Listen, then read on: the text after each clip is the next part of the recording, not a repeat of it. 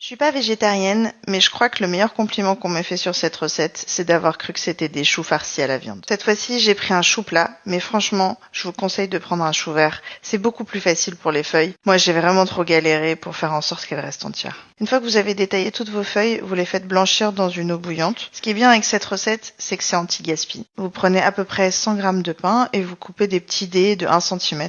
Ensuite, quelques cuillères de capre que vous allez hacher assez finement de manière à ce que le goût prononcé des capres se répartisse un petit peu dans toute la farce. Ensuite, on hache une botte de persil, 2 gousses d'ail. On va mélanger les capres, le persil, le pain, le parmesan. Moi, franchement, je fais à l'œil, vous en mettez autant que vous avez envie. On rajoute un fromage frais, Saint-Moré, imitation, peu importe, 2 œufs et on mélange tout. Quand vos feuilles sont bien blanchies, vous les sortez et vous les refroidissez direct. Soit vous les passez sous l'eau froide dans une passoire, soit vous les plongez dans un saladier avec de l'eau et des glaçons. Vous étalez vos petites feuilles, on rajoute la petite farce et on plie comme on peut. Vous les disposez dans un plat qui ira au four et vous recouvrez d'un bouillon. Ensuite, on vient recouvrir de papier cuisson et là, ça part au four une bonne petite demi-heure à 180 degrés.